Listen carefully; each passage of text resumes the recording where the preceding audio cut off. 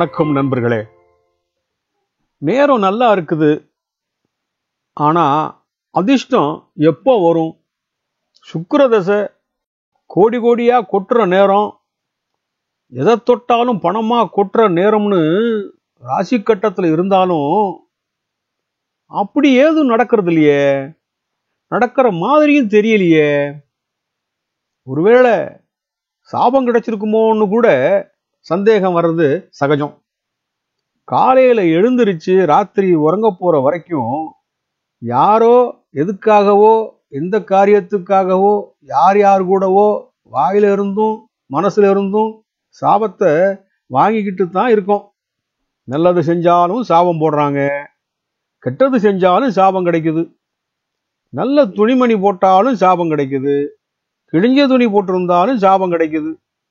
பணம் இருக்கிறவங்களுக்கும் சாபம் கிடைக்குது, இல்லாதவங்களுக்கும் சாபம் கிடைக்குது.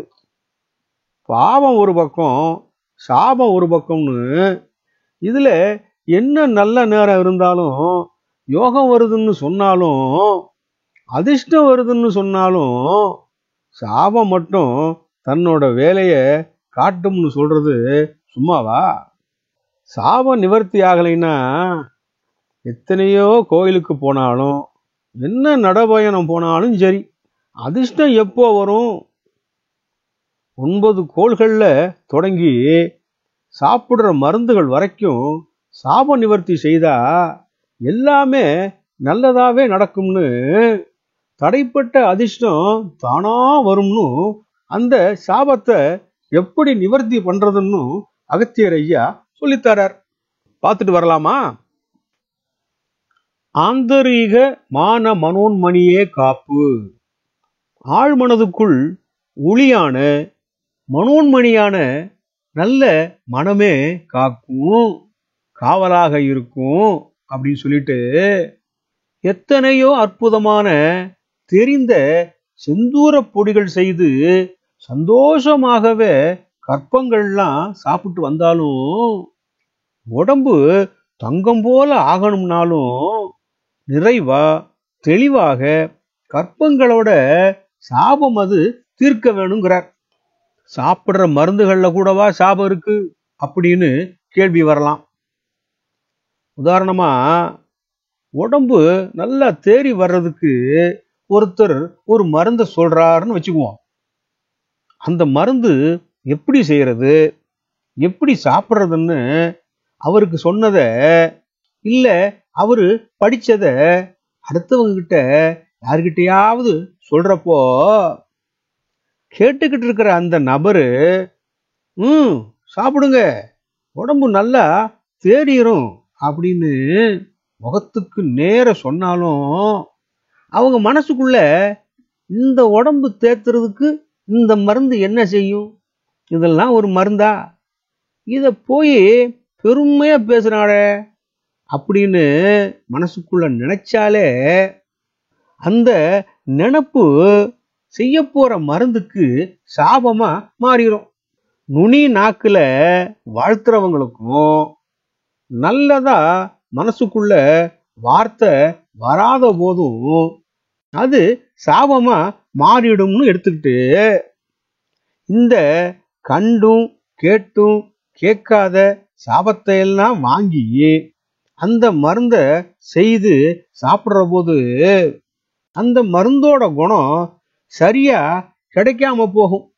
நல்ல பொருட்களை கொண்டு நல்ல முறையான பக்குவத்திலேயே கூட மருந்து தயாரிச்சிருந்தாலும் இந்த மருந்துக்கு பட்ட சாபத்தால குணம் கிடைக்காம போறது கூட உண்டு. இது போன்ற சாபங்களை, இது போன்ற மருந்துகளோட சாபங்களையும் கற்பங்களோட சாபங்களையும் நிவர்த்தி ஆகிறதுக்கும் மந்திரங்களை சொல்லி இருக்கிறத முறையா உருப்போட்டு சாப நிவர்த்தி பண்ணணும்னு அகத்தியர் ஐயா சொல்றார்.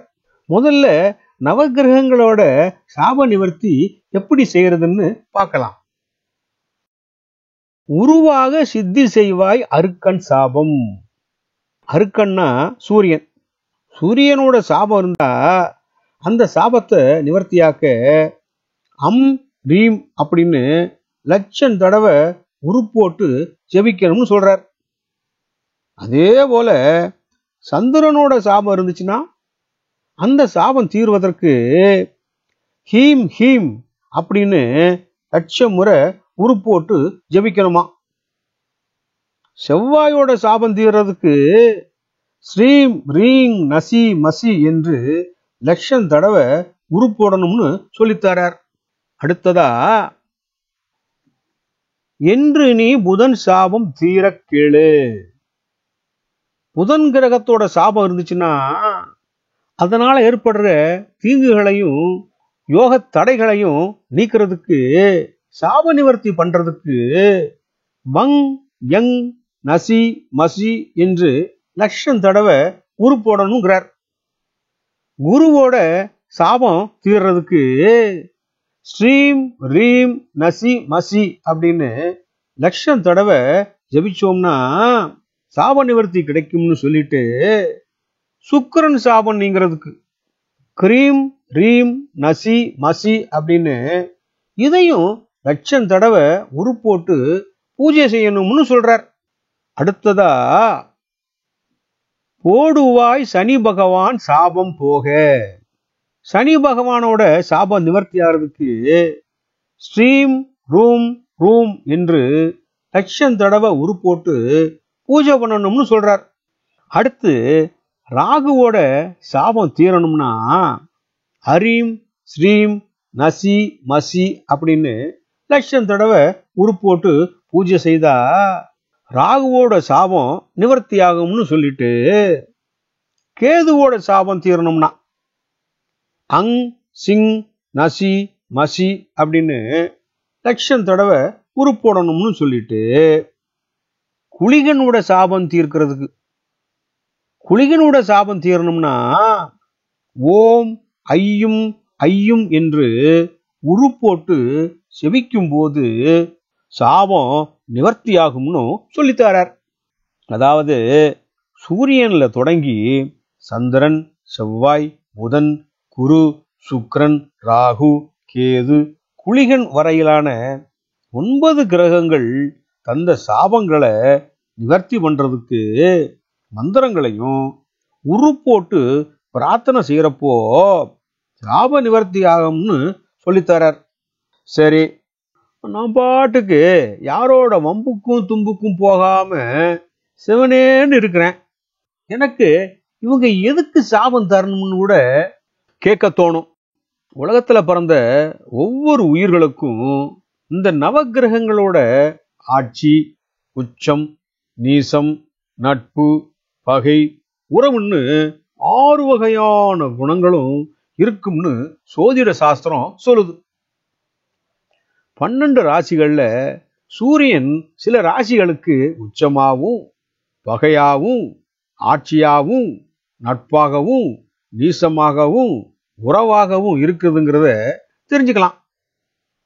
அப்படி சூரியனுக்கு வேண்டாத பாவங்களை நாம தெரிந்தும் தெரியாமலும் செய்திருந்தாலும் கூட அந்த பாவம் சாபமாகி நம்மளோட நல்ல நேரத்திலையும் நல்ல காலகட்டத்திலையும் நல்லது செய்யாம செலவையும் துன்பத்தையும் தேடி கொடுக்குங்கிறதால சூரிய சாப நிவர்த்தி செய்யணும்னு கூட அகத்தியர் ஐயா சொல்லி தந்திருக்கலாம்.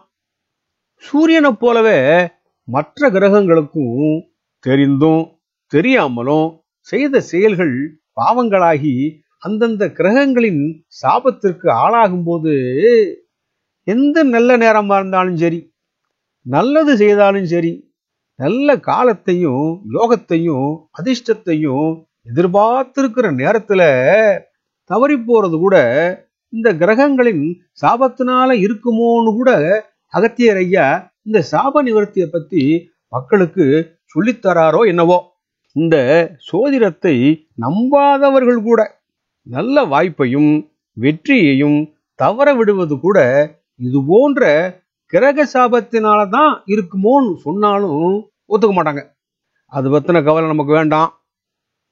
நம் முன்னோர்கள் வானத்தையும் மழையையும் கல்லையும் கடலையும் வயலையும் நாற்றையும் பயிரையும் செடியையும் மரத்தையும் மஞ்சளையும் இறைவனாக நினைத்து வழிபட்டது நல்ல வழியையும் நல்லவைகளையும் தம் குடும்பத்துக்கும் ஊருக்கும் நாட்டுக்கும் உலகுக்கும் கிடைக்க வேண்டும் என்று வணங்கியது கூட இவைகளின் சாபங்கள் நிவர்த்தியாவதற்கு கூட இருக்கலாம்.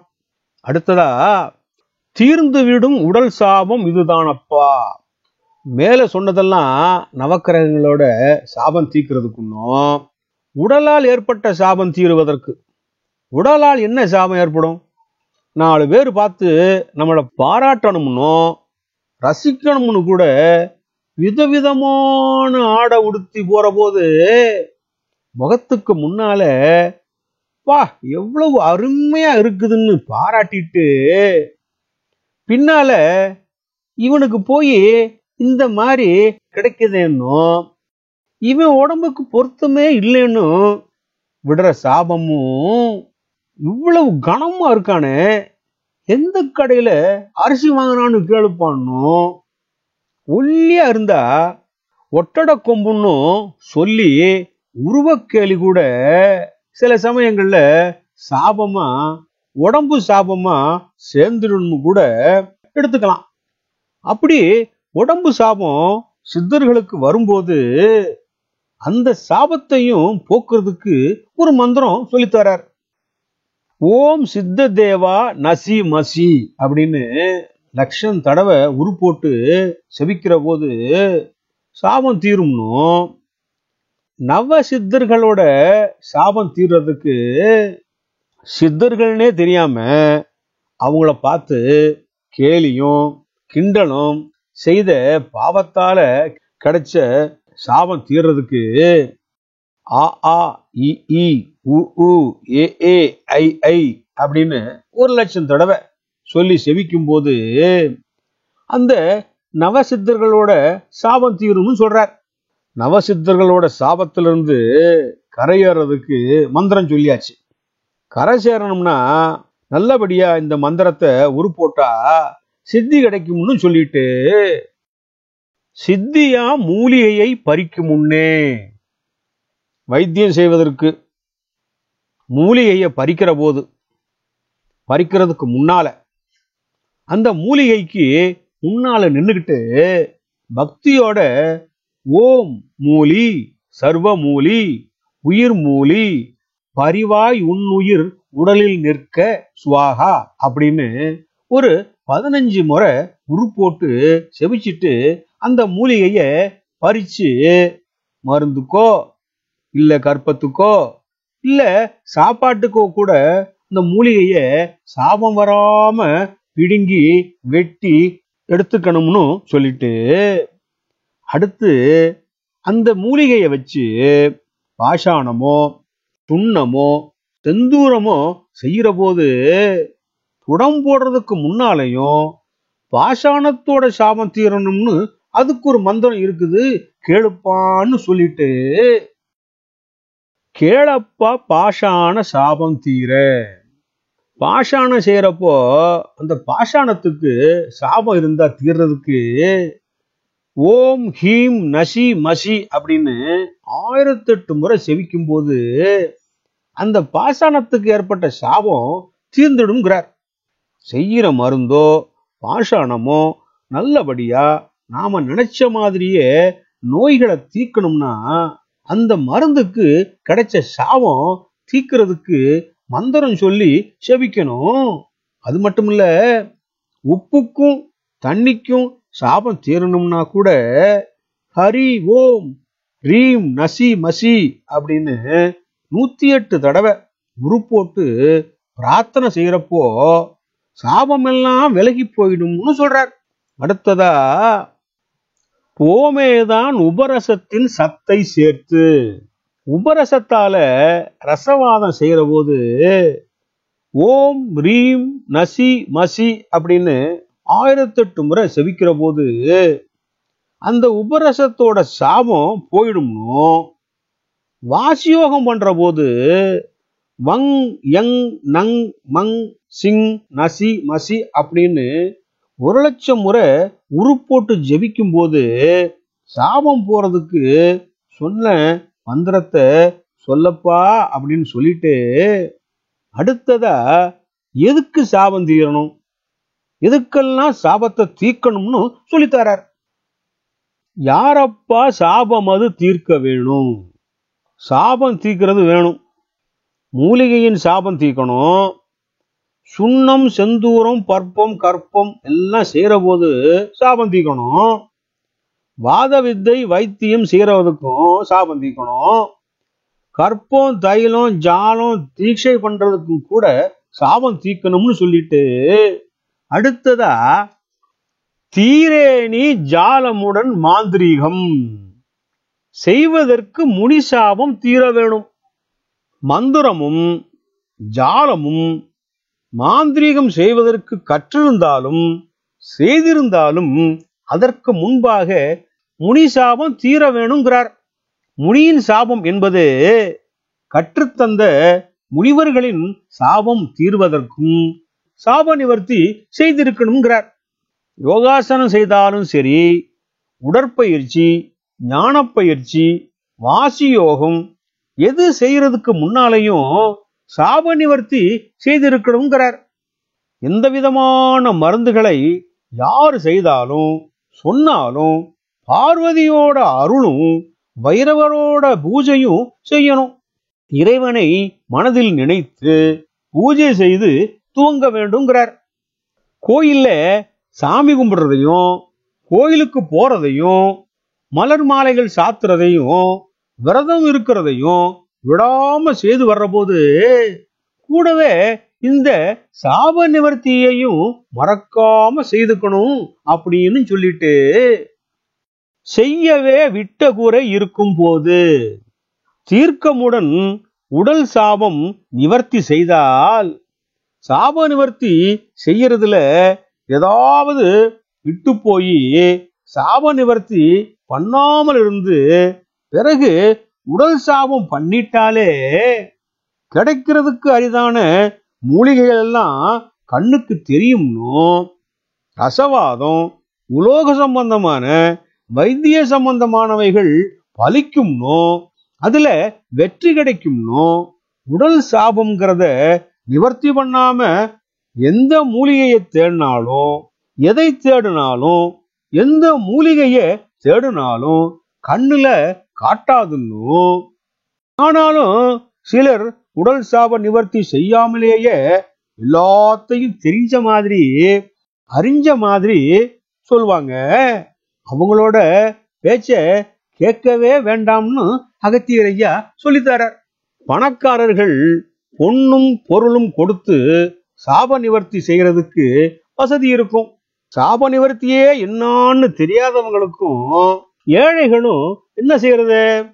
யாருக்காவது தன்னால முடிஞ்சதை கொடுத்து உதவி செய்தாலும் பிறரை கெடுத்து வாழாமலும் லஞ்சம் வாங்கி கொளுத்தவன் வாழ்ந்திருக்க லஞ்சம் கொடுத்தவன் வயிறு எறிந்து விட்ட சாபத்தை வாங்கிக்காமலும் பிறரை அடித்து ஓலையில போட்டு கொள்ளை அடிச்சும் மதத்தாலும் ஜாதியாலும் மனிதர்களை பிரிச்சு பல துன்பங்கள் கொடுக்காமலும் ஏன் யாரையும் வஞ்சிக்காமலும் தூற்றாமலும் நல்லவர்களாக வாழ்வதும் நாய்களுக்கும் பறவைகளுக்கும் மற்ற விலங்குகளுக்கும் கூட இயன்ற வகையில் உணவளிப்பதும் தாகம் தீர்ப்பதும் கூட சாப நிவர்த்தியாக மாறி உருப்போடுகின்ற மந்திரங்களை விட மனிதாபிமானமும் மனித நேயமும் வாழ்வில் பலன் கொடுக்கும் சாப நிவர்த்தி என்று எடுத்துக்கொண்டு சாப நிவர்த்தி என்பது கூட